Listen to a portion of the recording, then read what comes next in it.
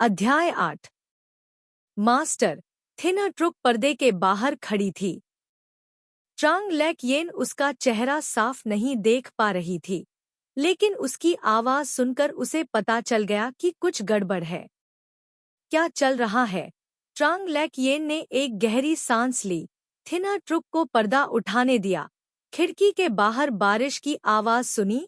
कभी कभी गड़गड़ाहट की आवाज आती जिससे रात और भी डरावनी हो जाती। मुझे लगता है कि मैंने बाहर चीख सुनी है, थिना ट्रुक ने भौहें सिकोड़ते हुए कहा। मुझे नहीं पता कि क्या हो रहा है। आज रात गरज और बारिश हो रही थी। हम कुछ भी सुन नहीं सके। ट्रांग लेक येन ने एक पल के लिए सोचा, आज रात किसी को भी बाहर जाने की इजाजत नहीं है, भले ही यह मामला उससे संबंधित था या नहीं। उसने वहां न जाने का निर्णय लिया। ट्रांग लेक येन ने अपने माथे से पसीना पोंछते हुए कहा, तुम्हें भी सो जाना चाहिए। लेकिन अगर कोई जानबूझकर ऐसा करता है तो? थिना ट्रुक अभी भी चिंतित था। इस महल में कोई मूर्ख नहीं है। सही या गलत सम्राट की नजर में है। ट्रांग लेक येन थिना ट्रुक की सावधानी से बहुत प्रसन्न हुई। उसने दीपक नहीं जलाया, जिससे पता चला कि थिना ट्रुक नहीं चाहती थी कि अन्य लोगों को पता चले। बहुत तेज बारिश हो रही है, अगर कुछ करने को नहीं है तो कौन बाहर जाएगा? थिना ट्रुक ने सिर हिलाया, खिड़की के बाहर गरज और बिजली की चमक को देखा और धीरे से पीछे हट गया। गरज और बिजली की एक रात के बाद अगली सुबह आसमान फिर से साफ था। काओ डुक ट्रुंग सुबह जल्दी उठ गया था। सम्राट के महल के बाहर खड़ा था, बुलाए जाने का इंतजार कर रहा था। जब उसने अचानक एक हिजड़े को भागते हुए देखा, उसका चेहरा आतंक से भरा हुआ था। मुख्य प्रबंधक काओ को रिपोर्ट करते हुए, आज सुबह लॉर्ड झाओ के बगल में आड़ू के बगीचे में 3 लाशें पाई गईं। लॉर्ड झाओ और उनके साथ आई महल की नौकरानी इतनी डर गई कि उनका दिमाग खराब हो गया। वे फिलहाल शाही चिकित्सक को बुला रहे हैं। काओ डुक ट्रुंग ने यह सुना, उसकी भौहें सिकुड़ गई। पिछले 2 दिनों में आड़ू के बगीचे को क्या हो गया? लोग मरते रहे। इस समय अचानक अंदर से शोर आया। काओ डुक ट्रुंग ने अपनी आवाज धीमी कर दी, बात को बाहर मत आने दो, जल्दी से जाकर रानी को सूचित करो। इस तरह का मामला न तो बड़ा है और न ही छोटा, इसे सुलझाना वाकई आसान नहीं है। काओ दे झोंग ने अपनी बात खत्म करने के बाद महल की नौकरानियों और यमदूतों को अंदर ले गया। कपड़े बदलने के बाद काओ दे झोंग सम्राट के लबादे के कोने को ठीक करने के लिए नीचे झुका था, जब उसने अचानक सम्राट को बोलते हुए सुना। बाहर क्या हो रहा है? फोंग कैन ने महिला अधिकारी के लिए अपनी बाहें फैला दी ताकि वह उनकी आस्तीन ठीक कर सके। इस सेवक ने सुना है कि मास्टर चिएव को मस्तिष्काघात हुआ है। इस समय शाही चिकित्सक दाउन गोक मंडप में आ चुके हैं। काओ डुक ट्रुंग ने सावधानी से अपना मुंह खोला। सदमा? फोंग कैन ने भौहें सिकोड़ते हुए पूछा, क्या बात है? इस नौकर ने सुना कि आज सुबह मास्टर चियू आड़ू के बगीचे में टहलने के लिए जल्दी उठे। 3 लाशें देखकर वह इतना डर गए कि बेहोश हो गए। काओ डुक ट्रुंग ने अपनी शर्ट का कोना ठीक किया, फिर एक तरफ हटकर खड़ा हो गया। आड़ू के बगीचे में अचानक 3 लाशें क्यों हैं? फोंग कैन ने हल्के से मुस्कुराते हुए कहा, मैं इस मामले को अदालत के बाद निपटाऊंगा। जी श्रीमान।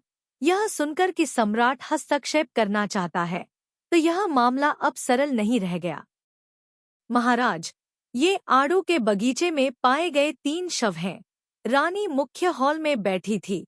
उसकी नज़र सफेद कपड़े से ढकी 3 लाशों पर थी।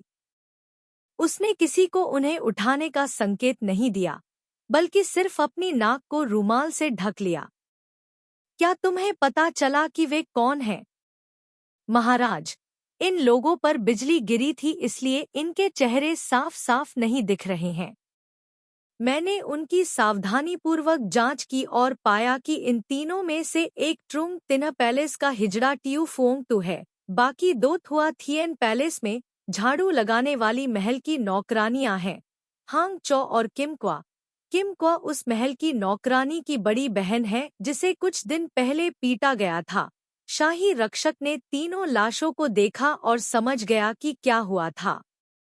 इस अधिकारी ने पाया कि किम क्वा की गर्दन के चारों ओर अभी भी कुछ कपड़ा था जो पूरी तरह से जला नहीं था। रानी ने हिजड़े द्वारा भेंट की गई थाली पर नजर डाली। थाली को ढके सफेद कपड़े पर जले हुए पीले कपड़े के कई टुकड़े थे। बाहरी किनारों पर काले रंग के धब्बे थे, लेकिन फिर भी कोई अंदाजा लगा सकता था कि उनका इस्तेमाल किस लिए किया गया था। दिलचस्प बात है, क्या ऐसा हो सकता है कि किम क्वा अपनी छोटी बहन की मौत के कारण आड़ू के बगीचे में फांसी लगाना चाहती थी, और यहाँ तक कि 2 लोगों को भी साथ ले आई थी? रानी ने हाथ हिलाकर हिजड़े को सबूत लेकर जाने को कहा। उसके चेहरे पर एक उपहासपूर्ण भाव उभर आया। वह अचानक कमरे में मौजूद रखैलों की ओर देखने लगी। सुनो, क्या ऐसी कोई दिलचस्प कहानी होगी? उपपत्नी ने अपना मुंह ढक लिया और हंसते हुए बोली, ऐसी अजीब बात कहाँ हो सकती है? मुझे डर है कि कोई किसी और को दोषी ठहराना चाहता है। अगर यह जिन-गो वाकई कल रात आड़ू के बगीचे में फांसी लगा ली, तो सभी की नज़रों में जिन-गो भूत बनना चाहती है, लेकिन कंसोर्ट झाओ को नहीं छोड़ेगी। यह सिर्फ अफसोस की बात है कि इस योजना के साथ आने वाले व्यक्ति को उम्मीद नहीं थी कि ऐसा बुरा काम करने का नतीजा बिजली गिरने से होगा।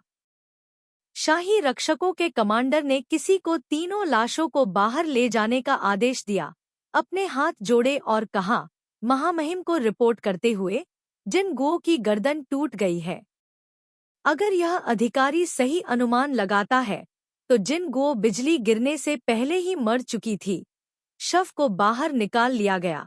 कमरे में मौजूद लोगों को अब अधिक सहजता महसूस हुई। शाही उपपत्नी थुक ने उपहासपूर्वक हंसते हुए कहा, और क्या जांच करनी है? बस इतना है कि उन्हें नुकसान पहुंचाने का प्रयास विफल हो गया। बेशक हमें जांच करनी होगी। वह कौन है जिसने उसे फंसाया? उन्होंने उसे क्यों फंसाया? महारानी ने आह भरी। मुझे केवल शाही उपपत्नी झाओ के लिए दुख हो रहा है। वह सुबह सुबह डर गई थी। मुझे आश्चर्य है कि वह अब कैसी होगी। महाराज, शाही उपपत्नी चिएओ ने अपनी दवा ले ली है और वह जल्द ही जाग जाएगी। कमरे के कोने में खड़े शाही चिकित्सक ने उत्तर दिया, लेकिन इसके बाद शाही उपपत्नी झाओ को सावधान रहना होगा और आगे से भयभीत नहीं होना होगा, अन्यथा इससे उसका दिमाग खराब हो जाएगा। रानी ने सिर हिलाया और शाही चिकित्सक को उसका अच्छा इलाज करने का निर्देश दिया। यहाँ सभी रखैले चिंतित और देखभाल करने वाले भाव दिखा रही थी, लेकिन उस आड़ में किसी को वास्तव में परवाह नहीं थी। सभी को इस बात पर अफसोस हुआ क्योंकि इस शाही उपपत्नी चियू का भाग्य बहुत अच्छा था।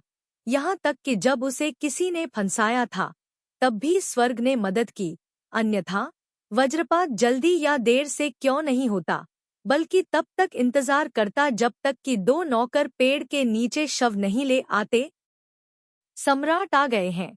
महारानी और रखैले सलामी देने के लिए खड़ी हो गईं। यह देखकर कि सम्राट की अभिव्यक्ति अच्छी नहीं थी, महारानी को भी पता था कि उन्हें महल में इस तरह की बात पसंद नहीं थी, और एक पल के लिए उन्हें पता नहीं था कि कैसे अपना मुंह खोलें। भर्ती कैसी चल रही है? यहाँ आते आते फोंग कैन को कहानी का अधिकांश हिस्सा समझ में आ गया। उसने धीमी आवाज में कहा, महल में चहल पहल बढ़ती जा रही है। आज यहाँ कुछ हुआ, कल यहाँ कोई मर गया, शांति का एक पल भी नहीं। महाराज, कृपया शांत हो जाइए। शाही चिकित्सक उसकी जांच करने आए हैं, और उन्होंने कहा है कि शाही उपपत्नी चियू को केवल सिर में चोट लगी है और थोड़ी देर आराम करने के बाद वह ठीक हो जाएगी। रानी ने सावधानी से उत्तर दिया। काओ डुक ट्रुंग ने जब यह सुना तो उसका दिल थोड़ा धड़क उठा। हरम में अगर रखैलों को स्वस्थ होना है, तो वे शायद हमेशा के लिए लेटी रहेंगी। क्या रानी ने ऐसा जानबूझकर कहा या अनजाने में? मैं स्वास्थ्य लाभ के लिए और कहाँ जा सकता हूँ? फोंग कैन कुर्सी पर बैठ गया, चाय का प्याला उठाया, कमरे के बीच में खड़े शाही रक्षकों के कमांडर की ओर देखा। आप मेरे लिए इस मामले की सावधानीपूर्वक जांच करें। मैं देखना चाहता हूँ कि इस महल में कितने लोगों के मन में बुरे विचार हैं। बोलने के बाद उसकी नज़र कमरे में खड़े सभी लोगों पर पड़ी। हालांकि रखैलों ने बहुत ज्यादा तूफान नहीं झेले थे, लेकिन वे सभी ऐसे लोग थे जो अपनी भावनाओं को छिपाना जानते थे। हालांकि जब सम्राट की नज़र उन पर पड़ी, तो किसी ने भी ऊपर देखने की हिम्मत नहीं की, यहाँ तक कि महारानी को भी नजरें फेरनी पड़ी। महाराज, आपको हरम का भी आयोजन करना चाहिए। फोंग कैन ने अपनी नजरें हटा ली, चाय का प्याला मेज पर पटक दिया, खड़ा हो गया और बोला, मैं यहाँ शाही उपपत्नी चियो से मिलने आया हूँ। हाँ, महारानी जल्दी से उठ खड़ी हुईं। सम्राट का ठंडा चेहरा गायब होते देख वह रखैलों की ओर देखने लगी। आप सभी ने सुना कि सम्राट ने आज क्या कहा। अगर महल में कोई भी गंदे हाथ पैर वाला हो तो उसे भगा दो। ये शब्द यह कहने के लिए नहीं थे कि उन्हें नौकरों को निकाल देना चाहिए, बल्कि उन्हें चेतावनी देने के लिए थे कि अगर उनका ऐसा करने का कोई इरादा है तो उन्हें चले जाना चाहिए। हालांकि महारानी ने ट्रांग लेक येन को ठीक होने देने का जिक्र नहीं किया, जैसे कि उन्होंने ऐसा कभी कहा ही न हो। फोंग कैन ने भीतरी कमरे में प्रवेश किया और देखा कि महल की दो नौकरानियां जो आमतौर पर चियो सुंग नगी की सेवा करती थी, बिस्तर के पास उदास खड़ी थी। उनकी आंखों के कोने थोड़े लाल थे, मानो वे रो रही हों। थिनर ट्रुक ने सम्राट को प्रवेश करते देखा, जल्दी से अपने आंसू पोंछे और घुटनों के बल बैठ गईं। सब लोग खड़े हो जाओ। फोंग कैन बिस्तर के पास गया, बैठ गया और शांत लेटी पीली औरत को देखा। शाही चिकित्सक ने पूछा है कि तुम्हारा स्वामी कब जागेगा? महाराज, शाही चिकित्सक ने कहा था कि इसमें केवल आधा घंटा लगेगा, लेकिन अब लगभग 1 घंटा हो गया है। थिनर ट्रुक ने रोते हुए कहा, आज सुबह जब मालिक उठे तो उन्हें हल्का सिरदर्द था। इस नौकर ने मालिक को टहलने के लिए बाहर जाने की सलाह दी। किसने सोचा था कि वह इस तरह की बात का सामना करेगा? कृपया महाराज इसे दंडित करें। फोंग कैन ने थिनर ट्रुक की ओर न देखते हुए बिस्तर पर पड़े व्यक्ति की ओर ध्यान से देखा। उठो, जाओ और शाही चिकित्सक को बुलाओ। थिनर ट्रुक ने सिर झुकाया, अपने आंसू पोंछे और पीछे हटकर प्रवेश द्वार की ओर चल पड़ी। उसने अपना सिर थोड़ा घुमाया और देखा कि सम्राट अपने स्वामी के लिए कंबल का कोना समेट रहा है, इसलिए उसने अपना सिर छिपा लिया और बाहर चली गई। उसकी उंगलियों ने हल्के से थोड़ी ठंडी त्वचा को छुआ। फोंग कैन ने इस चेहरे को देखा, बहुत सुंदर, लेकिन फिर भी थुक क्वी फी और येन क्वी टैन जितना सुंदर नहीं था। जीवंत आंखें कसकर बंद थी, जिससे उसे पछतावा हो रहा था। ऐसी आंखें पूरी तरह खुली और जीवंत होनी चाहिए, न कि अब की तरह जिसमें पीली पलकें बंद है। जैसे ही वह देखने पर ध्यान केंद्रित कर रहा था, बिस्तर पर पड़े व्यक्ति ने अचानक अपनी आंखें खोलीं। उसकी धुंधली आंखों में अभी भी डर का भाव था। जैसे ही उसने उसे देखा, उसने जल्दी से अपने लबादे की आस्तीन पकड़ ली, पूरी तरह से नियमों को भूलकर। महाराज, महामहिम, मेरे प्रिय, सब ठीक है। फेंग जिन ने धीरे से आह भरी महिला को दयनीय रूप से अपनी बाहों में पकड़ लिया, उसकी पीठ थपथपाई, उसके हर कांपने को महसूस किया। टिंग झू ने दरवाजे से प्रवेश किया, कमरे में दृश्य देखा और शाही चिकित्सक के साथ पीछे हट गया। यूं शी भी चुपचाप बाहर चली गई। एक क्षण बाद उन्होंने कमरे से सिसकियां आती सुनी, जो सम्राट के कुछ धीमे, सांत्वना देने वाले शब्दों के साथ हल्की सी मिली जुली थी। शाही चिकित्सक ने कमरे से आती हुई आवाज सुनी और कुछ और कदम पीछे हट गया। उसका सिर और भी नीचे हो गया, मानो वह चाहता हो कि उसने कुछ भी न सुना हो। हालांकि सभी जानते थे कि सम्राट किसको धीरे से दिलासा दे रहा था। टिंगझू मन ही मन डरी हुई थी। सौभाग्य से वह कल रात देखने के लिए बाहर नहीं गई थी। सौभाग्य से स्वर्ग उनके पक्ष में था और वे नौकर जो बुराई करने की साजिश कर रहे थे मारे गए। अन्यथा हरम को उसके सभी मोह से कौन नियंत्रित कर पाएगा। मुख्य हॉल के बाहर महारानी और रखैलों का एक समूह सभी चाय परोस रहे थे जैसे कि आज कुछ हुआ ही न हो। महारानी ने कमरे के बाहर चमकती धूप को देखा, थके हुए अपने चाय के प्याले को नीचे रखा और हल्के से अपने मुंह के कोने को रुमाल से पोंछा। दोपहर हो चुकी है, हमें जल्दी वापस जाना चाहिए। सम्राट के यहाँ होने से मुझे यकीन है कि कंसोर्ट झाओ ठीक हो जाएगा। महाराज सही कह रहे हैं। शाही कुलीन पत्नी शू खड़ी हुई। मुझे याद है कि महल में कुछ ऐसी दवा है जो मन और शरीर को शांत करने के लिए बहुत अच्छी है। जब हम महल लौटेंगे तो मैं इस नौकर से इसे शाही उपपत्नी झाओ के पास लाने के लिए कहूंगी। उपपत्नी भी खड़ी हो गई। ठीक है, मैं भी देखूंगी। आज इस तरह डरने के बाद चिऊ सुंग नगी को ठीक होने में शायद कुछ और दिन लगेंगे। काओ डुक ट्रुंग भीतरी कमरे में गया और धीरे से सम्राट से कहा, महाराज, रानी और अन्य स्वामी महल लौटने की तैयारी कर रहे हैं। क्या आपके पास कोई निर्देश है? उन्हें जाने दो। फोंग कैन ने पीछे मुड़े बिना ट्रांग लेक येन को गले लगा लिया। महल में दुष्ट लोग थे जिन्होंने चिऊ सुंग नगी को नुकसान पहुंचाया था। सौभाग्य से स्वर्ग की सुरक्षा के साथ इसे भाग्य माना जा सकता है।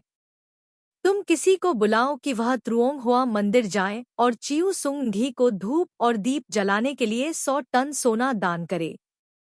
इसे मैं चिऊ सुंग नगी की ओर से देवताओं को उनकी सुरक्षा के लिए धन्यवाद देना समझो। हाँ, काओ डुक ट्रुंग को भी अपने दिल में अजीब लगा।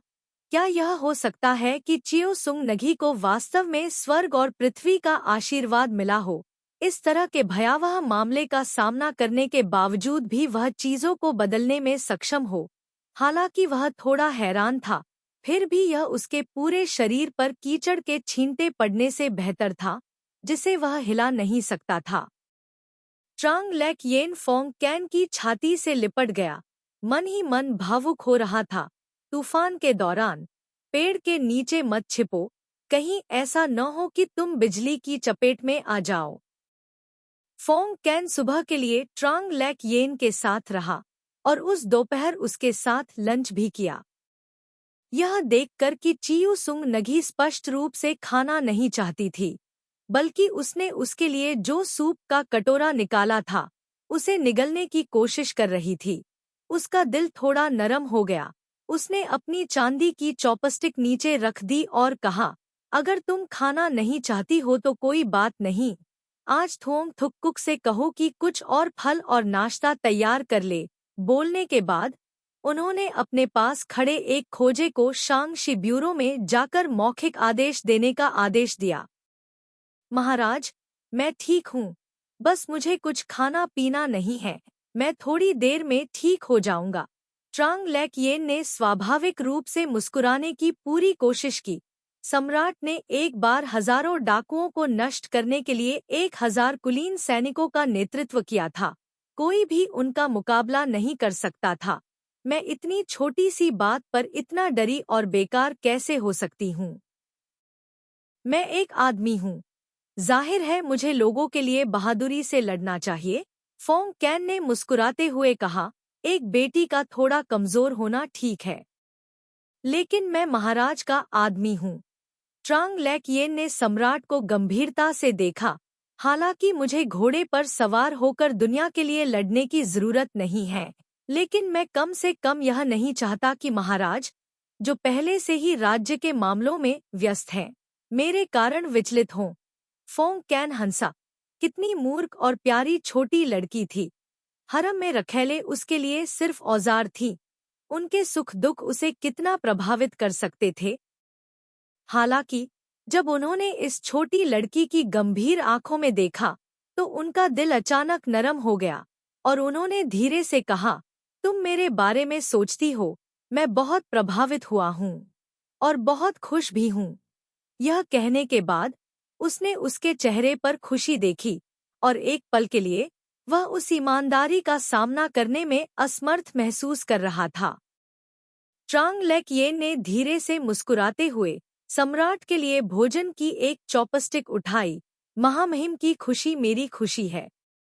तुम बिल्कुल भी विनम्र नहीं हो, है न? फोंग कैन ने अपनी चॉपस्टिक उठाई और कुछ निवाले खाए।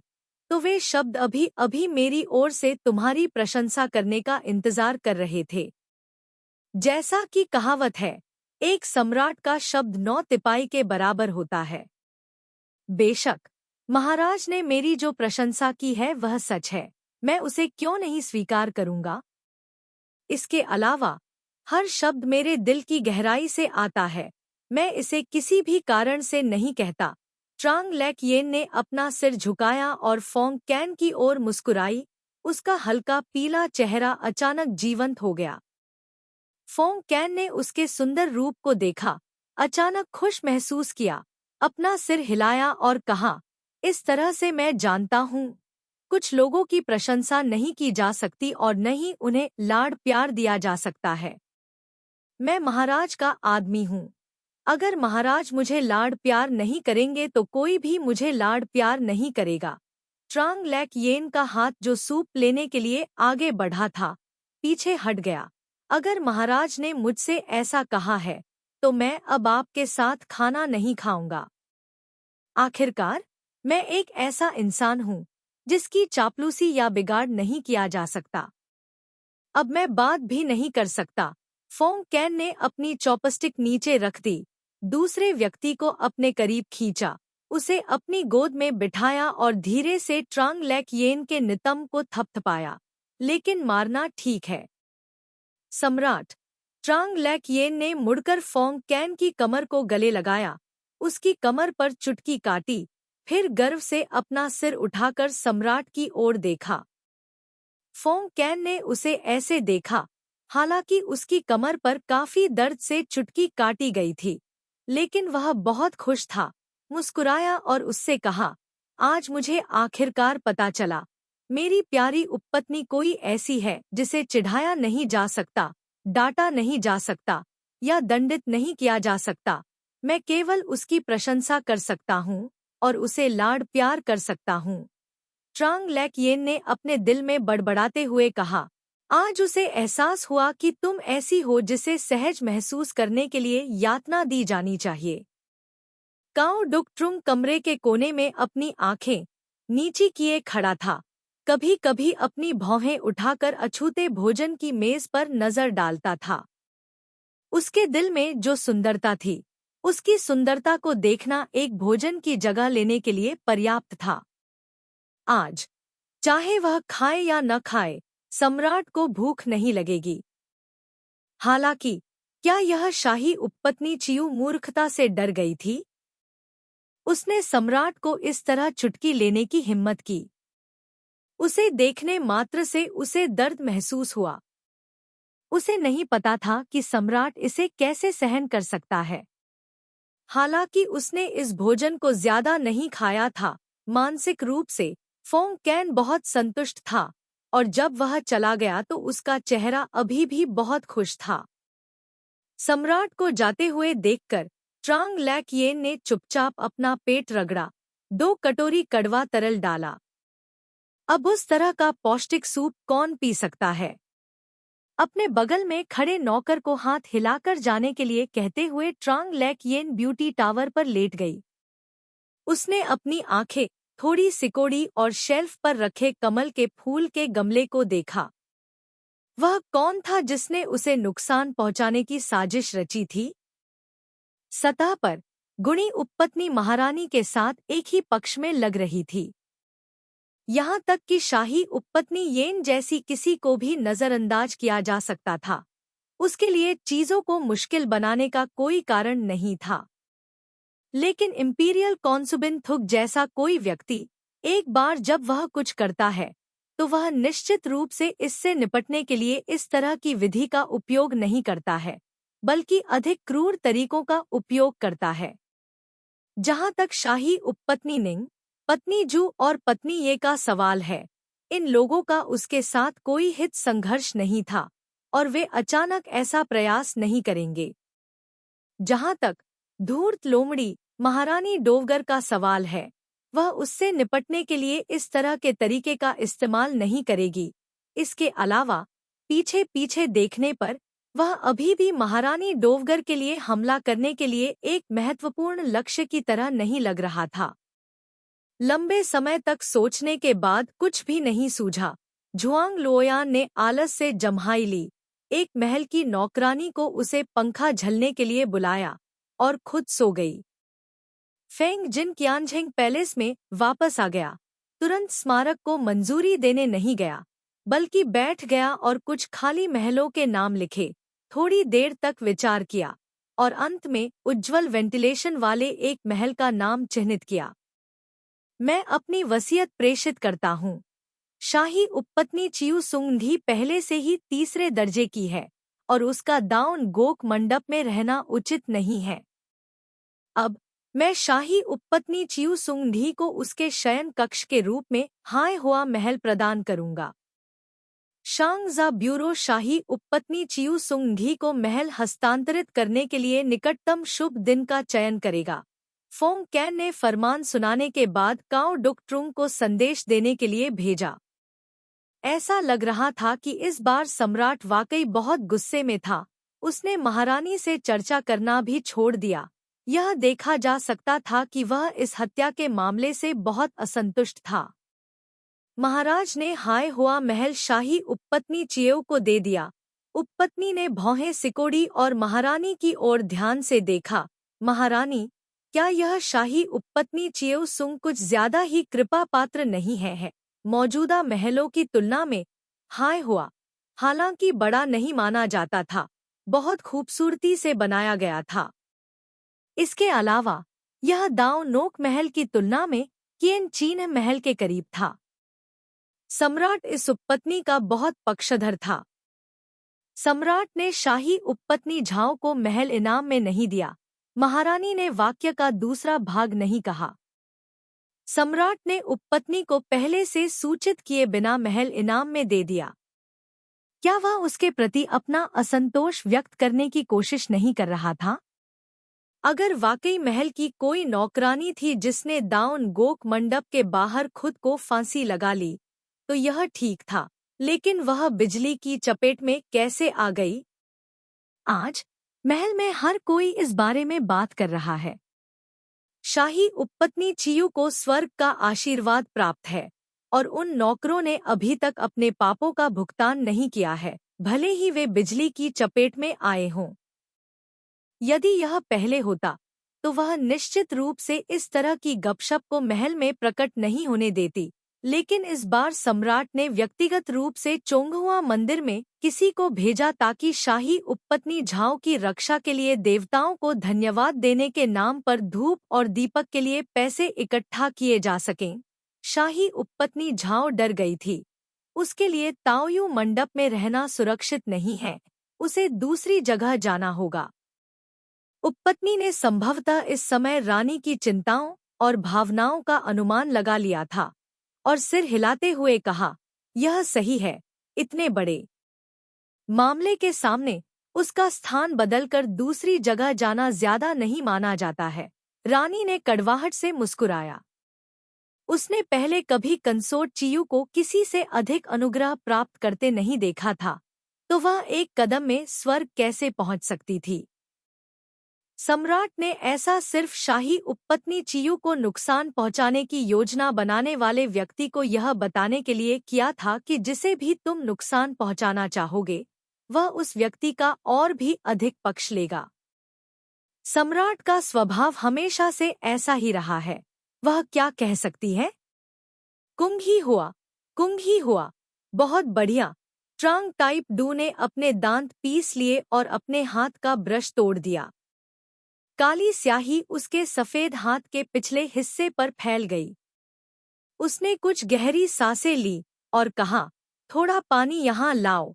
तावू ने चिंतित होकर ट्रांग टिप डू को कुछ बार देखा, मेज साफ की और फुसफुसाया, मास्टर, कृपया गुस्सा न हो, यह आपके स्वास्थ्य के लिए अच्छा नहीं है, उपपत्नी ने ठंडे स्वर में कहा। केवल उसी को इतनी अच्छी किस्मत मिली है। शायद यह महज संयोग है। तावो ने चाय का एक छोटा कप डाला और उसे मेज पर रख दिया। इसके अलावा कंसोर्ट चियो के लिए एक पक्षपाती प्रतिद्वंद्वी होने की तुलना में पक्षपातपूर्ण होना बेहतर है। कम से कम उसे अपने परिवार के नाम को हर काम में याद रखना होगा। अगर वह इसकी कद्र करती तो महल में पहली बार प्रवेश करते समय ऐसी मूर्खतापूर्ण बात न करती। ट्रांग टाइप डू ने अपना चाय का प्याला उठाया, अतीत को याद करते हुए। अब उसका चाय पीने का मन नहीं था, इसलिए उसने उसे वापस मेज पर रख दिया।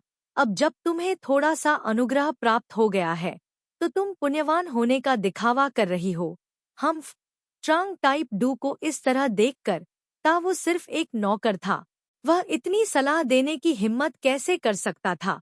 महल के दूसरे मालिकों के बारे में सोचते हुए उसने चुपके से आह भरी। यहाँ तो सिर्फ विरोधी हैं, कोई बहन नहीं। चियू सुंग नगी के निवास के परिवर्तन के बारे में महलों के मालिक असामान्य रूप से चुप थे।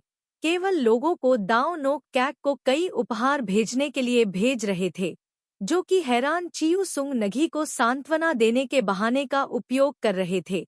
यहाँ तक कि महारानी डोवगर ने भी लोगों को 100 साल पुराना जिनसेंग भेजने के लिए भेजा, जैसे कि सम्राट के इस निर्णय पर कोई आपत्ति नहीं थी।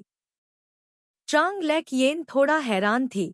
उसने अनुमान लगाया कि सम्राट उसका स्थान बदल देगा, लेकिन उसने वास्तव में उम्मीद नहीं की थी कि उसे एक महल में स्थानांतरित कर दिया जाएगा। इसके अलावा वह उस महल की मालिक थी। यह हाय हुआ पैलेस सिर्फ नाम ही अन्य स्थानों की तुलना में थोड़ा ज्यादा कीमती है। हाय हुआ दोनों शब्दों का मतलब किस्मत, सौभाग्य है, और कीन चिन्ह पैलेस के पास इसका स्थान इसका मूल्य और भी ज्यादा बढ़ा देता है। उस रात सम्राट दाउन गोक मंडप में गए और आधे घंटे से ज्यादा समय तक बैठे रहे, फिर वापस कीन चिन्ह पैलेस में लौट आए। ट्रांग लेक येन को भी यह देखकर खुशी हुई कि उसे रात भर नहीं रुकना पड़ा। अगर वह नए महल को पुरस्कृत करता और फिर रात भर सोता, भले ही महारानी वास्तव में गुणी हो, फिर भी वह उससे असंतुष्ट होगी। शाही पालकी पर फोंग कैन ने अपने हाथ में जेड पेंडेंट को देखा। काओ डुक ट्रुंग को पालकी के बगल में अपना सिर झुकाए चलते देखा, अपना मुंह खोला और पूछा, काओ डुक ट्रुंग, मुझे बताओ, मुझे तीसरे राजकुमार को पालने के लिए कौन सी उपपत्नी देनी चाहिए? काओ डुक ट्रुंग ने सच बोलने की हिम्मत नहीं की, इसलिए वह केवल इतना कह सका, महाराज, तीसरा राजकुमार अभी भी युवा और मनमोहक है, शायद कोई भी रानी उसे पसंद करेगी। पहले पालने को कुलीन पत्नी के लिए छोड़ दो। मुझे लगता है कि वह राजकुमार का पालन पोषण बहुत अच्छे से करेगी। फोंग कैन ने जेड पेंडेंट को हल्के से थपथपाया। कल सुबह तुम शाही आदेश सुनाने जाओगी? हाँ, महाराज। काओ डुक ट्रुंग को नहीं पता था कि सम्राट क्या सोचते हैं, लेकिन हियन फी वास्तव में एक अच्छा विकल्प था। अगले दिन जैसे ही डिक्री की घोषणा की गई, हियन फी तुरंत रखैलों से ईर्ष्या और जलन की वस्तु बन गई, लेकिन व्यक्ति के इतिहास को देखते हुए, हालांकि वह अनिच्छुक था, वह केवल मुस्कुरा सकता था और बधाई दे सकता था। इसके विपरीत ट्रांग लेक येन किसी और के बच्चे को गोद लेने में बहुत दिलचस्पी नहीं रखता था। बच्चे को केवल गोद लेने के लिए भेजा गया था, अभी तक दत्तक माता पिता के नाम पर पंजीकृत नहीं किया गया था। जब वह बड़ा हुआ तो वह कैसे नहीं जान सकता था कि उसकी जन्म माँ कौन थी। खून की एक बूंद पानी से भी मोटी होती है। जैविक माँ के होने से दत्तक माँ और उसके बच्चे के बीच एक निश्चित दूरी होगी। जब वह रानी का अभिवादन करने गई तो उसने देखा कि रानी ने जानबूझकर उसके लिए परेशानी पैदा नहीं की। ट्रांग लेक येन ने राहत की सांस ली और चुपके से अपनी सुरक्षा बनाए रखी। अगर महारानी इस समय उसे कुछ बार चिढ़ाती तो वह बस आज्ञाकारी होकर सुन लेती और बस इतना ही होता, लेकिन वह अभी भी पहले की तरह ही नेक काम करती। यह देखा जा सकता था कि यह व्यक्ति गहरा और धैर्यवान दोनों था। एक व्यक्ति जितना अधिक धैर्यवान होता है, वह दूसरों को नुकसान पहुंचाने की योजना बनाते समय उतना ही अधिक शातिर होता है। वह महारानी के हमले का लक्ष्य बिल्कुल नहीं बनना चाहती थी, उसके साथ दुश्मनी नहीं करना चाहती थी। महारानी के दिल में पहले से ही कुछ नाराजगी थी, लेकिन अब ट्रांग लैक येन के डरपोक और सतर्क रूप को देखकर वह नाराजगी पहले से ही आधे से अधिक दूर हो गई थी। हालांकि यह उपपत्नी काफी चतुर है, बस इतना ही। उसे खिलौने के लिए ज्यादा मेहनत करने की जरूरत नहीं है। उसकी नजर कुछ देर के लिए शाही कुलीन पत्नी थुक और शाही कुलीन पत्नी न्यू पर पड़ी। महारानी शांत रहीं। ये दोनों ही वे लोग थे जिन्होंने इतने लंबे समय तक सम्राट का पक्ष बनाए रखा था। महाराज, बहुत देर हो गई है, आपको आराम करना चाहिए।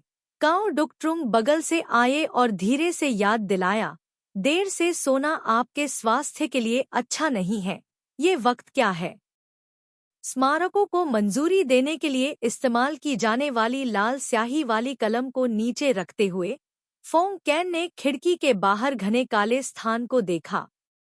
महाराज, यह सुअर का समय है। काऊ डुकट्रुंग आगे बढ़ा, अपनी कलम उठाई और सम्राट की शांत अभिव्यक्ति को देखते हुए उसने ज्यादा कुछ नहीं कहा, मेज साफ की और एक तरफ हट गया। डाउन गोक की स्थिति कैसी है? फोंग कैन मुख्य हॉल में गया, जगमगाती रोशनी से भरे महल को देखा।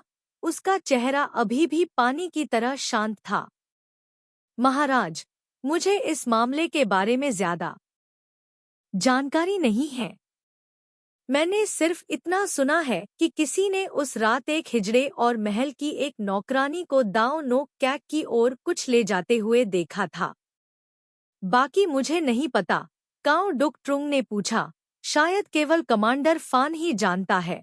फोंग कैन ने इनकार नहीं किया और दोबारा पूछा, क्या रानी की तरफ से कोई हलचल है? रानी और अन्य रानियों ने मास्टर झाओ को सांत्वना देने के लिए कई औषधियां दी, लेकिन कोई अन्य हरकत नहीं हुई। काऊ डुकट्रुंग को नहीं पता था कि सम्राट वास्तव में चियू सुंग नगी के बारे में क्या सोचते हैं, इसलिए उन्होंने कुछ भी जोड़ने की हिम्मत नहीं की।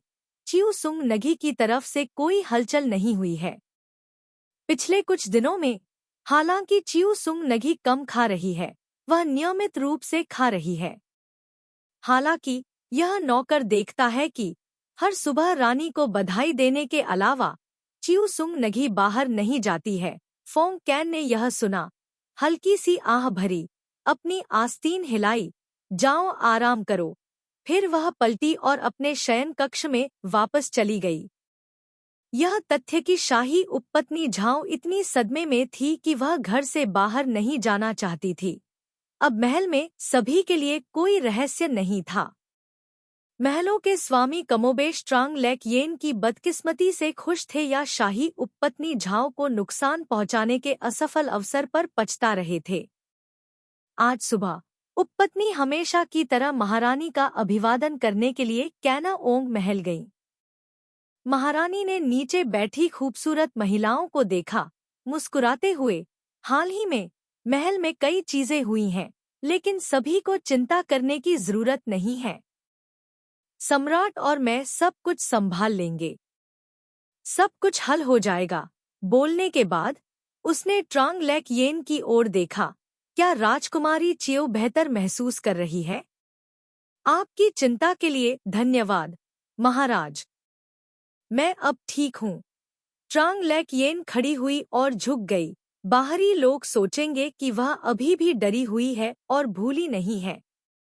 वहां बैठी रखैलें चुपके से हंसने लगी। इस हरम में रहते हुए कितने लोगों के हाथ अभी भी साफ हैं।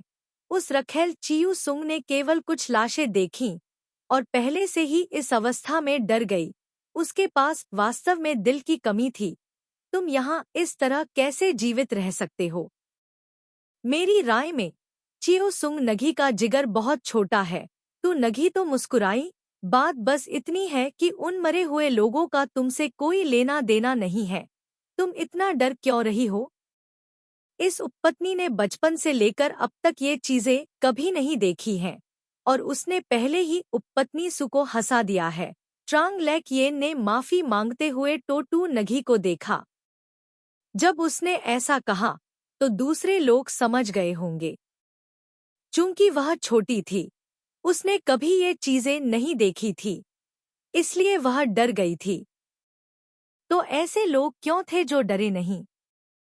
शाही उपपत्नी थुक इस बुद्धिहीन छोटी बहन से निपटने के लिए बहुत अनिच्छुक थी। उसने ऐसा क्यों कहा? तुम सिर्फ चियू सुंग घी को चिढ़ाना जानते हो। पिछले दिनों चूहे को देखने वाला हर कोई डर गया था। शाही उपपत्नी थुक ने उपपत्नी तो को दोषी ठहराते हुए कहा, अब हर किसी के सामने अपनी हिम्मत का मजाक मत उड़ाओ। हम महिलाओं का डरपोक होना सामान्य बात है। महारानी ने धीरे से मुस्कुराते हुए कहा, छोटी बहनों, एक दूसरे को चिढ़ाना बंद करो। देर हो रही है। चलो रानी माँ का अभिवादन करते हैं। महाराज सही कह रहे हैं। शाही उपपत्नी शू मुस्कुराई और खड़ी हो गई, लेकिन उसकी कोमल और प्यारी मुस्कान थोड़ी कठोर थी। कांग एन पैलेस में पहुंचकर महारानी डोवगर ने हमेशा की तरह महारानी के साथ एक करीबी सास और बहू का दृश्य निभाया। इस बार उसने जानबूझकर ये बहनों का उल्लेख नहीं किया, बल्कि सभी को जाने देने से पहले ट्रांग लेक येन से धीरे से कुछ सवाल पूछे। यह न जानते हुए कि यह मौसम में बदलाव के कारण था या नहीं, पालकी पर बैठे हुए ट्रांग लेक येन को गर्मी और असहजता महसूस हुई। उसने अपने हाथ में पंखा लहराया, काले बादलों से भरे आसमान को देखने के लिए अपना सिर उठाया और भौहें सिकोड़ ली। उपपत्नी चिएउ सुंग खुश नहीं है। उपपत्नी तुओंग हियेन की पालकी ट्रांग लेक येन के समानांतर मोड़ से आई। उसके हाव भाव देखकर वह मुस्कुराया और बोला, तो पता चला कि छोटी बहन गर्मी से डरती है। यहाँ छोटी बहन को सर्दी और गर्मी से डर लगता है। ट्रांग लेक येन ने खुद को पंखा झलना जारी रखा। क्या आपको डर नहीं लगता, बड़ी बहन? हाँ, मुझे भी गर्मी से डर लगता है। गर्मी के दिनों में मैं रात को गहरी नींद नहीं सो पाता। जरा सी आहट से ही मेरी नींद खुल जाती है। तुओंग हियन टैन हल्के से मुस्कुराया, यह आदत वास्तव में बहुत अच्छी नहीं है। यह वास्तव में अच्छा नहीं है। ट्रांग लेक येन हंसे, रात को गहरी नींद सोना बेहतर है। यह सही है, केवल जब आप गहरी नींद में होते हैं तब आप अजीब आवाजें नहीं सुन सकते हैं। उपपत्नी तुओंग ने आह भरी, आप जैसी छोटी बहन वास्तव में ईर्ष्या के योग्य है। इसमें इच्छा करने जैसा कुछ भी नहीं है। ट्रांग लेक येन की मुस्कान थोड़ी फीकी पड़ गई। यह बस ऐसा ही है। तुओंग हियन टैन ने उसकी ओर देखा, फिर अपना सिर उठाकर आसमान की ओर देखा। बहन, जल्दी करो, बारिश कभी भी आ सकती है। ट्रांग लेक येन भी उसकी ओर देखकर मुस्कुराया, यह सही है, तो चलो जल्दी से घर चलें। डाउन गो कैक में वापस लौटते समय आधे अगरबत्ती से भी कम समय में वास्तव में भारी बारिश हो रही थी। ट्रांग लेक येन खिड़की के सहारे झुकी हुई थी, कविताओं की एक किताब पलट रही थी। उसकी आंखें ध्यान से बारिश को देख रही थी। मास्टर थिना ट्रुक ठंडे तरबूज के टुकड़ों की एक प्लेट लेकर आया।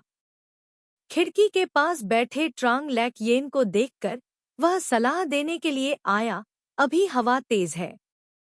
मास्टर, यहाँ मत बैठो, नहीं तो तुम भीग जाओगे। यहाँ ज्यादा हवादार है। ट्रांग लेक येन ने अपना हाथ हिलाकर यह दर्शाया कि सब ठीक है। उसने तरबूज का एक टुकड़ा उठाया, ठंडे और मीठे तरबूज का एक टुकड़ा अपने मुंह में डाला। ऐसा लगा कि उसके अंदर तक ठंडक पहुंच गई है। महाराज, लेडी तुओंग का आज ऐसा कहने का क्या मतलब है? थिना ट्रुक ने झिझकते हुए कहा, यह नौकर सोचता है कि उसके शब्दों में कोई और छिपा हुआ अर्थ है। शब्दों में छिपे अर्थों को किसी ऐसे व्यक्ति को बताया जाना चाहिए जो उन्हें समझता हो। ट्रांग लेक येन ने पतले कटे हुए तरबूज के कुछ निवाले खाए और अपने मुंह के कोने को पोंछते हुए मुस्कुराते हुए कहा, मेरे मालिक रात में बहुत गहरी नींद सोते हैं। मैं कैसे समझ सकता हूँ कि तुंग हियन टैन ने क्या कहा? यह सही है। मालिक को सिर में चोट लगने से पहले वह रात को बहुत गहरी नींद में सोते थे। थिना ट्रुक ने समझा और मुस्कुराते हुए कहा, यह नौकर ही था जो गलत सोचता था। अतीत में ट्रांग लेक येन को हमेशा लगता था कि बारिश में घूमना रोमांटिक लगता है, लेकिन वास्तव में थोड़ा मूर्खतापूर्ण है। लेकिन आज एक सम्राट को बारिश में आते देखकर ट्रांग लेक येन ने सोचा, इस तरह की हरकत न केवल थोड़ी मूर्खतापूर्ण है बल्कि बहुत मूर्खतापूर्ण भी है। एक राजा के रूप में फोंग कैन स्वाभाविक रूप से भीगता नहीं था, केवल उसकी सेवा करने वाले लोग ही पीड़ित थे। ट्रांग लेक येन ने नौकरों को आदेश दिया कि वे इन लोगों को उनके कपड़े सुखाने के लिए ले जाएं, जबकि वह और फोंग कैन खिड़की के पास बैठ गए। बाहर दाओ नगोक कैक के छोटे फूलों के बगीचे को छोड़कर जो कुछ भी दिखाई दे रहा था वह लाल दीवारें और नीली टाइलें थी, साथ ही बारिश भी। मेरी रखेल यह देख रही है। फोंग कैन ने कविताओं की पुस्तक ट्रांग लेक येन के हाथ में पकड़ा दी और मुस्कुराते हुए कहा, मुझे नहीं पता था कि मेरी प्यारी उपपत्नी भी एक प्रतिभाशाली महिला थी। महाराज मुझे फिर चिढ़ा रहे हैं। ट्रांग लेक येन ने इसमें एक कविता की ओर इशारा करते हुए कहा, कौन से फूल, कौन सी बारिश, कौन सी चीजें, मैं इन्हें देखकर नींद में डूब जाता हूँ। आप स्पष्ट रूप से जानते हैं कि मुझे ये चीजें पसंद नहीं हैं, और फिर भी आप मुझे चिढ़ाते हैं। तो मैंने तुम्हें गलत समझा। फोंग कैन ने कविताओं की किताब एक तरफ रख दी। तो बताओ, तुम किसमें अच्छे हो? हालांकि मैं कोई विशेषज्ञ नहीं हूँ, फिर भी मैं इन चीजों को जानता हूँ। महामहिम ने मुझसे पूछा कि मैं सबसे अच्छी तरह क्या जानता हूँ, और जो बात मैं सबसे अच्छी तरह जानता हूँ वह यह है कि मैं हर चीज के बारे में थोड़ा बहुत जानता हूँ। मुझे डर है कि तुम किसी भी चीज में अच्छे नहीं हो। फोंग कैन ने हंसते हुए ट्रांग लेक येन को अपने पास बैठा लिया। मेरी राय में तुम खाने, पीने और सोने में सबसे अच्छे हो। महाराज कह रहे हैं कि मैं स्वर हूँ? ट्रांग लेक येन ने मुंह बनाते हुए कहा, अगर मैं स्वर होता तो मैं निश्चित रूप से एक सुंदर स्वर होता, बहुत खास। हाय हुआ महल का नवीनीकरण हो गया है। कल का दिन अच्छा है, आप वहां जा सकते हैं। फोंग कैन ने ट्रांग लेक येन के गाल को उठाया। उसकी अभिव्यक्ति बहुत कोमल थी। अगर कोई चीज आपको पसंद नहीं है तो बस थोंग जा ब्यूरो को इसे ठीक करने के लिए कहें। किसी और को बताने की कोई जरूरत नहीं है। ट्रांग लेक येन थोड़ा कांप उठी। क्या सम्राट ने सचमुच उसे लाड प्यार किया था, या वह देखना चाहता था कि उसके लाड प्यार की वजह से वह घमंडी हो जाएगी? उसके जैसी तीसरी दर्जे की रखेल का महल पर राज करना स्वर्ग से मिले आशीर्वाद जैसा है। अगर वह अब भी उस बात पर नुक्स निकालती है तो उसका दिमाग वाकई परेशान है। मैंने अभी तक देखा भी नहीं है। महाराज को कैसे लगता है कि मैं संतुष्ट नहीं होऊंगा? ट्रांग लेक येन ने धीरे से फोंग कैन की आस्तीन खींची। क्या तुमने मेरा मजाक नहीं उड़ाया कि मैं केवल खाना, पीना और सोना ही जानता हूँ? अगर तुम मुझे इन 3 चीजों से संतुष्ट कर सकते हो तो तुम मुझे कहीं भी रहने दे सकते हो। जैसे ही मैंने यह कहा, तुमने तुरंत मान लिया। क्या तुम्हें डर है कि मैं तुम्हारा खाना पीना कम कर दूंगा? फोंग कैन मुस्कुराया। ट्रांग लेक येन ने देखा कि यह मुस्कान सरल नहीं थी। वह भी मुस्कुराई और जवाब दिया, अगर ऐसा है तो सम्राट कोनों में कटौती नहीं करेगा। आप इस तरह बहुत अच्छे हैं। फोंग कैन ने अचानक कुछ कहा। ट्रांग लेक येन को देखा जो भ्रमित और असमंजस में थी। फिर उसके गाल पर हल्के से चूमा। खिड़की की ओर देखने के लिए मुड़ी। बारिश रुक गई है, मुझे महल में वापस जाना चाहिए। बोलने के बाद वह खड़ा हुआ और कुछ कदम चला। फिर अपना सिर घुमाकर खिड़की के पास खड़ी खूबसूरत सफेद कपड़े पहने काले बालों वाली महिला की ओर देखा। मेरी प्यारी रखेल, अपने आप को कम मत आको। बाहरी प्रतिभाओं को सीखना मुश्किल नहीं है, लेकिन मूल्यवान चीजें सिर्फ सीखकर नहीं सीखी जा सकती। ट्रांग लैकयेन ने दाओ नोक कैक को छोड़ते हुए सम्राट के स्वरूप को शून्य दृष्टि से देखा, जब तक कि वह चला नहीं गया। फिर उसने अपना सिर हिलाया। क्या यह उसके सुंदर चरित्र की प्रशंसा करने के लिए नहीं था? उसे इस तरह से गोलमोल बातें क्यों करनी पड़ी? लेकिन आज सम्राट यहाँ क्या कर रहे हैं? महाराज, इस सेवक ने अभी अभी सम्राट के क्रॉस को दाओ नोक मंडप से बाहर आते देखा है। महल की छोटी नौकरानी तुओंग हियेन तान के पास आई और फुसफुसाते हुए बोली, ऐसा लगता है कि सम्राट को इस चेओ सुंग नगी की बहुत परवाह है। अभी वह वास्तव में चिंतित है। उपपत्नी जियांग जियान ने व्यंग्यात्मक मुस्कान प्रकट की। पिछले साल भारी बर्फबारी के दिन महामहिम बीमार शाही कुलीन पत्नी शू से मिलने गए थे। पिछले साल महामहिम शाही कुलीन पत्नी यान को सांत्वना देने आए थे, जिन्हें एक बुरा सपना आया था। इस साल की शुरुआत में उनकी जैविक मां शाही कुलीन पत्नी निंग चली गई। महामहिम कई रातों तक उन्हें सांत्वना देने आए। अब जब भारी बारिश हो रही थी, तो वे शाही कुलीन पत्नी झाओ से मिलने गए और चौंक गए। यह वास्तव में दिखाता है कि शाही कुलीन पत्नी झाओ थोड़ी कृपालु है। महल की छोटी नौकरानी दंग रह गई। उसे समझ में नहीं आ रहा था कि उसका मालिक कंसोर्ट झाओ का मजाक उड़ा रहा था कि उसे कोई अनुग्रह नहीं मिला, या कंसोर्ट झाओ के साथ सहानुभूति जता रहा था कि उसे केवल अस्थायी रूप से अनुग्रह मिला है। महल की नौकरानी को स्तब्ध देखकर कंसोर्ट जियांग ने शांति से कहा, चले जाओ। भविष्य में कंसोर्ट झाओ के बारे में फिर से पूछने की कोई जरूरत नहीं है। बस एक मूर्ख लड़की जिसका भाग्य पहले से तय है। मालिक, इस नौकर ने पूछा है। अतीत में जब रानी माँ अभी भी महारानी थी, इस दाओ नोक कैक में एक उपपत्नी रहती थी। सुंदर और आकर्षक हातान पर स्वर्गीय सम्राट का बहुत स्नेह था, और उन्होंने हातान के लिए महल के सामने एक आड़ू का बगीचा लगाने का आदेश भी दिया था। बाद में जिया किन की अचानक मृत्यु हो गई। दिवंगत सम्राट क्रोधित हो गया, और उसे पता चला कि एक अन्य पसंदीदा उपपत्नी ने उसे जहर दिया था। लेकिन इस उपपत्नी ने अपनी मृत्यु तक जिया किन को नुकसान पहुंचाने की बात स्वीकार नहीं की। थिना ट्रुक ने ट्रांग लैकयेन के कान में फुसफुसाया, इस नौकर को लगता है कि कुछ गड़बड़ है।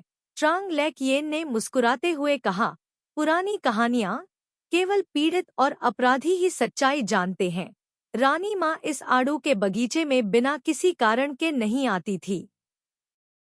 अगर यह फूलों के मौसम के दौरान होता, तो यह कहा जा सकता था कि वह दृश्यों का आनंद लेने आई थी।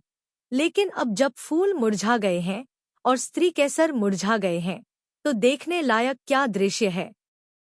महारानी डोवगर द्वारा महल की नौकरानी को बेंत से मारना कोई बड़ी बात नहीं मानी जाती है, लेकिन बौद्ध समारोह से बाहर आने के ठीक बाद ऐसा करना उसकी प्रतिष्ठा पर बुरा प्रभाव डालेगा। यह उल्लेख करने की आवश्यकता नहीं है कि महारानी डोवगर और सम्राट के बीच संबंध वर्तमान में काफी ठंडे हैं। वह जितनी अधिक परेशानी पैदा करेगी, सम्राट उतना ही अधिक परेशान होगा। महारानी डोवगर जो अपनी वर्तमान स्थिति तक पहुंचने में सक्षम थी, वह निश्चित रूप से एक अभिमानी या आसानी से उत्तेजित होने वाली व्यक्ति नहीं थी। इसके अलावा महल की नौकरानी किम दाओ, जिसे पीट पीट कर मार डाला गया था, वह नुहूफी महल में सफाई के लिए जिम्मेदार एक नौकरानी थी। नुहूफी चाहे कितनी भी मूर्ख क्यों न हो, वह ऐसे व्यक्ति को दूसरों को नुकसान पहुंचाने के लिए कुछ नहीं करने देगी। तो क्या किम दाओ सचमुच कुछ हरे फल चुराने के लिए इस आड़ू के बगीचे में दौड़ा था? यद्यपि महल के नियमों के अनुसार नौकरों को बिना अनुमति के बगीचे में फल तोड़ने की अनुमति नहीं है, फिर भी कुछ आड़ू तोड़ना कोई बड़ी बात नहीं है। फिर भी उसे इतना आश्चर्य क्यों होना चाहिए? या कुछ ऐसा देखा जो मुझे नहीं देखना चाहिए था? इसलिए उस दिन उसने फुकबाओ को महल की नौकरानी को डराने के लिए भेजा। उसने कुछ ऐसा देखा जो उसे नहीं देखना चाहिए था। इसलिए जब उसने फुकबाओ की धमकी सुनी तो वह घबरा गई। तो क्या उस समय राजमाता सिर्फ गुस्से में थी, या फिर वह किसी का मुंह बंद करने के लिए उसे मारना चाहती थी? यदि किम दाओ की मृत्यु रानी माँ के निजी मामलों से संबंधित थी, तो वह कौन था जिसने उन्हें नुकसान पहुंचाने की साजिश रची थी? ट्रांग लेक येन ने खिड़की के बाहर बारिश को देखा। हालांकि अब उसे सम्राट की कृपा पात्र उपपत्नी माना जाता था, लेकिन वह इतनी भी नहीं थी कि उसकी आंखों में खटकती। यदि महल में कोई ऐसा व्यक्ति है जो इतना अधीर है, तो क्या येन टैन लंबे समय से बदकिस्मत नहीं रहा है? यह सही है। उस दिन रानी माँ आड़ू के बगीचे में आईं। आप में से किसने उन्हें सबसे पहले देखा? ट्रांग लेक येन ने स्पष्ट रूप से अनुमान लगाया। मास्टर, क्या आप भूल गए? उस दिन नपुंसक शाही फरमान सुनाने आया था, जिसमें कहा गया था कि हम उस रात दिए जलाएंगे। जब मैं उस नपुंसक को विदा कर रहा था, तो मेरी मुलाकात कांग एंड पैलेस की एक प्रबंधक से हुई। जब उसने मुझे देखा, तो उसने कहा, महारानी विधवा ने सुना है कि इस बगीचे में आड़ू पकने वाले हैं, इसलिए वह आकर देखना चाहती थी।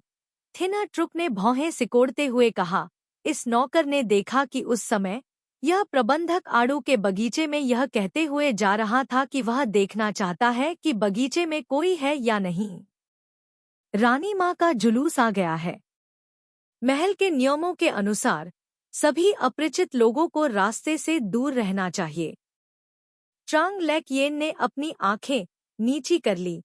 या कोई व्यक्ति रानी माँ के साथ आदान प्रदान करने के लिए एक शर्त के रूप में कुछ लेना चाहता था, और यह शर्त दाव नो कैक से संबंधित थी। इसलिए रानी माँ को यह नाटक करना पड़ा। किम दाव के लिए उसने गलती से कुछ ऐसा सुना जो उसे नहीं सुनना चाहिए था, इसलिए वह जल्दी से बगीचे से बाहर भागी और रानी माँ से टकरा गई जो उसकी ओर बढ़ रही थी। रानी माँ के व्यक्तित्व के अनुसार उसे चुप कराने के लिए उसे मारना ही था, और उसे सबसे उचित और न्यायपूर्ण तरीके से मारना था। क्या किम दाओ की बलि देते समय उनका मुंह बंद कर दिया गया था? ट्रांग लेक येन ने थोड़ा ठंडा चाय का कप उठाया और एक घूंट लिया। उसकी आवाज असामान्य रूप से शांत थी। यह वास्तव में बंद था। रानी माँ ने ऐसा आदेश दिया था, और यह भी कहा था, जो लोग इतने लालची हैं कि वे चोरी करते हैं, वे भी योग्य हैं। थिना ट्रुक ने भी स्पष्ट रूप से अनुमान लगाया। उसके माथे पर अचानक ठंडा पसीना आ गया। ट्रांग लेक येन ने व्यंग्य करते हुए चाय का प्याला नीचे रख दिया। अपनी चीजें साफ कर लो, कल हम हाय हुआ महल में चले जाएंगे। फिलहाल किसी और चीज पर ध्यान देने की जरूरत नहीं है। एरिया में एक स्वर है, हाय, जिसका अर्थ है उज्ज्वल। क्वांग नहा में एक स्वर है, हुआ, जो सामंजस्य है। इन दो शब्दों, हाय हुआ, का अर्थ शांति और भाग्य है। नी नहा को हान लोगों की पहली शब्द खोज पुस्तक माना जाता है। इसमें हान लोगों की अपेक्षाकृत समृद्ध शब्दावली एकत्रित की गई है, तथा प्राचीन पुस्तकों पर टिप्पणियां भी दी गई है।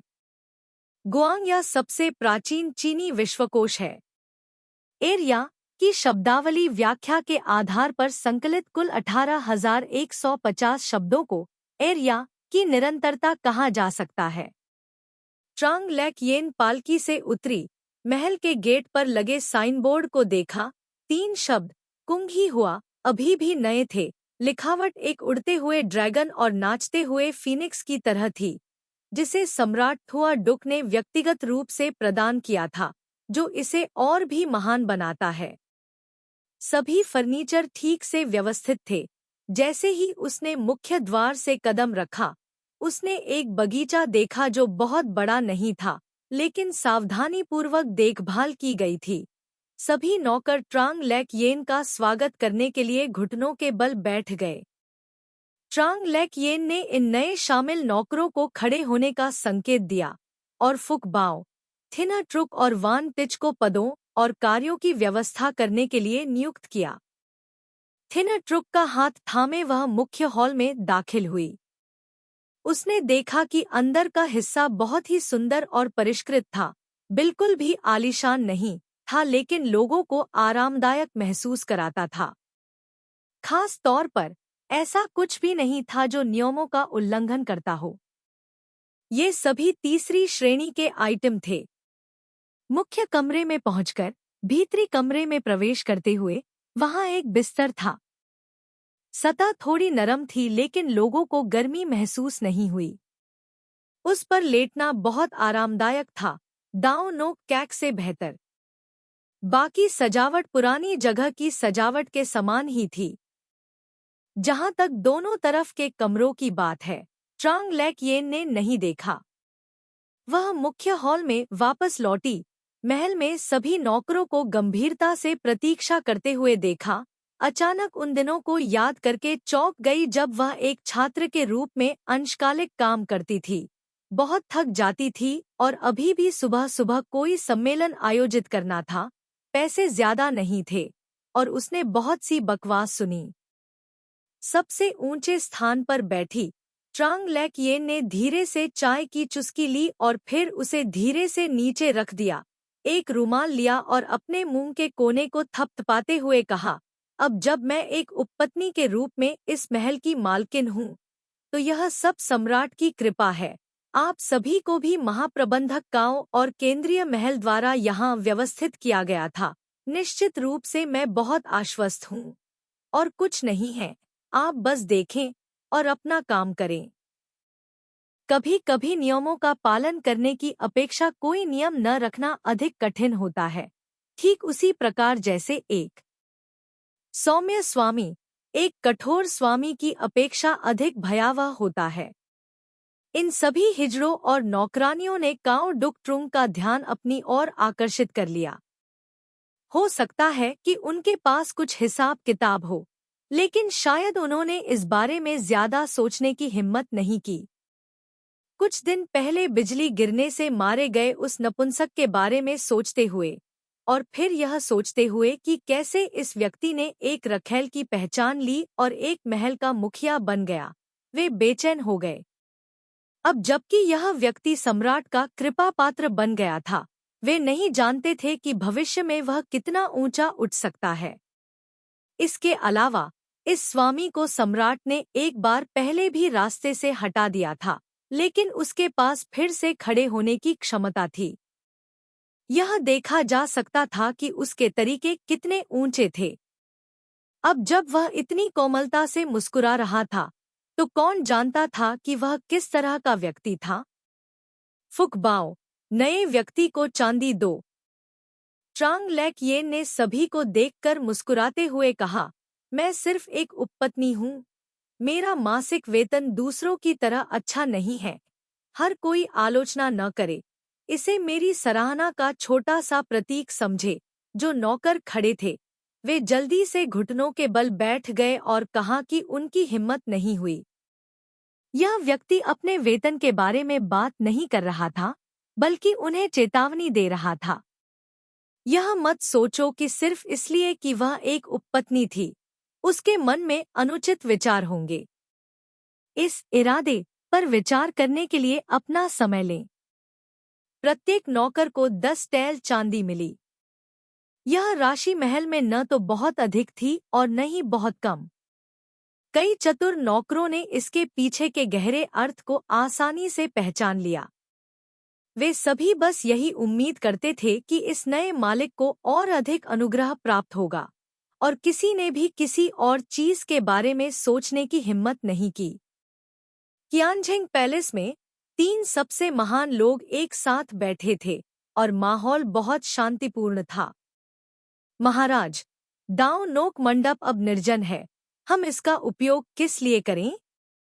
महारानी ने थोड़ा रुककर देखा कि सम्राट का कोई आपत्ति करने का इरादा नहीं है।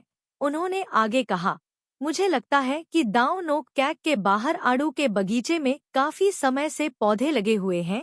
क्यों न हम इसे ठीक करने के लिए किसी को भेजें? अगर वहाँ कोई नहीं रहता तो इसकी मरम्मत क्यों की जाए? तभी राजमाता बोली, यद्यपि राष्ट्रीय खजाना प्रचुर है, फिर भी हमें अत्यधिक अपव्यय से बचना चाहिए। आड़ू के बगीचे की मरम्मत करना इतनी बर्बादी नहीं है। माँ को इतना मितव्ययी होने की जरूरत नहीं है। उस बगीचे में कई लोग मर चुके हैं। यह बहुत अच्छा नहीं है। कल इसे ठीक करने के लिए किसी को भेजे। फोंग कैन ने काओ डुक ट्रुंग को बुलाया।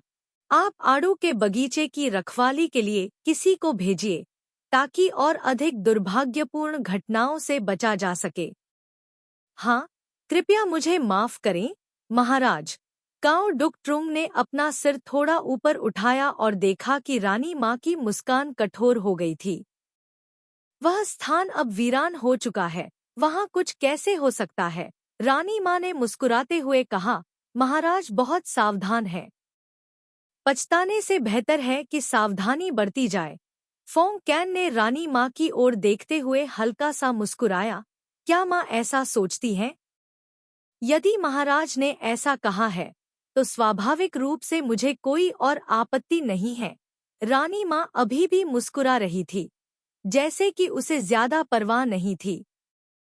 गर्मियों की बारिश और हवा हमेशा लोगों को चौंका देती थी, और रात में यह एहसास और भी स्पष्ट हो जाता था। फोंग कैन मंद मोमबत्ती की रोशनी में बैठा था। उसने देखा कि काओ डुक ट्रुंग एक ट्रे के साथ जल्दी से अंदर आया। उसके होठों पर एक उपहासपूर्ण मुस्कान थी। मिल गया? काओ डुक ट्रुंग ने अपना सिर नीचे झुकाया। महाराज, मैं प्रत्येक आड़ू के पेड़ को पलटने के लिए किसी को वहां लाया था और दाओ नोक कैक की दीवार के पास एक आड़ू के पेड़ के नीचे यह बक्सा मिला। फोंग कैन ने रेशमी कपड़े से बना डिब्बा खोला। उसके अंदर पीले रेशम में लिपटा एक जेड ब्रेसलेट था। पीला रेशम बहुत पतला था, जिसे एक चपरासी फूल के आकार में बुना गया था। यह वही ब्रेसलेट था जो सम्राट ने हाँ टैन को दिया था जब वह गर्भवती थी। जेड ब्रेसलेट के नीचे रेशम का एक टुकड़ा था। उसने उसे देखने के लिए खोला। उस पर एक विशेष रंग से लिखे गए शब्दों की कई पंक्तियां थीं, जो एक रहस्य बता रही थी, जिसे नहीं बताया जाना चाहिए। इसे रख दो। फोंग कैन ने रेशम को वापस बॉक्स में फेंक दिया। एक तौलिए पर अपने हाथ पोंछे। खांग आन पैलेस जाओ और महारानी डोवगर से कहो कि आड़ू के बगीचे की मरम्मत बहुत सुचारू रूप से की जा रही है। महारानी डोवगर को चिंता करने की आवश्यकता नहीं है। जी श्रीमान। काओ डुक ट्रुंग ने यह देखने की हिम्मत नहीं की कि बक्से में कपड़े के टुकड़े पर क्या लिखा था। उसने बस उस पर नजर डाली और दो शब्द पढ़े। रानी, महल में कई गंदी और उदास चीजें थी। सत्य नामक चीज अब महत्वपूर्ण नहीं थी। जो महत्वपूर्ण था वह यह था कि उस सत्य का किसी भी चीज के लिए उपयोग किया जा सकता है या नहीं। महाराज, सम्राट ने आड़ू के बगीचे की मरम्मत का आदेश दिया है। थिना ट्रुक जल्दी से ट्रांग लेक येन के पास गया और उसके कान में फुसफुसाया। आज बहुत तेज बारिश हो रही है, लेकिन ट्रुंग तिन्ह पैलेस के लोग अभी भी व्यस्त हैं, और अभी अभी उनका काम खत्म हुआ है। ट्रांग लेक येन ने मोमबत्ती की बाती को जलाने के लिए चांदी की हेयरपिन का इस्तेमाल किया। मोमबत्ती की लौ भड़क उठी। वह हल्के से मुस्कुराई। शायद यह इसलिए है क्योंकि आड़ू के बगीचे की मरम्मत करने से मेरी नींद प्रभावित होगी। इसलिए सम्राट ने मुझे महलों को स्थानांतरित करने की अनुमति दी है। मास्टर, थिना ट्रुक ने अपने मालिक के होठों पर मासूम मुस्कान देखी। जो शब्द वह कहना चाहती थी, वे उसके गले में अटक गए। वह जानती थी कि सम्राट उसके मालिक से पूरी तरह प्यार नहीं करता था, इसलिए उसने उसे यह महल दिया था। उसके मालिक को भी यह बात पता थी, लेकिन फिर भी उसने खुद से झूठ बोलने की कोशिश की। क्या फायदा? तुम जाओ, मुझे भी सो जाना चाहिए। ट्रांग लेक येन ने हेयरपिन नीचे रखा, खड़ी हुई और थिना ट्रुक की ओर पीट करके कहा, मुझे अब यहाँ तुम्हारी सेवा की आवश्यकता नहीं है। तुम आराम करो। थिना ट्रुक ने चिंता से ट्रांग लेक येन को एक पल के लिए देखा, फिर झिझकते हुए बाहर चली गई। ट्रांग लैक येन ने अपने सिर पर से आभूषण उतारे। उसका मुंह फड़क रहा था। वह सोच रही थी कि यह साथी सम्राट अचानक इतना उदार क्यों हो गया। तो बस यही है।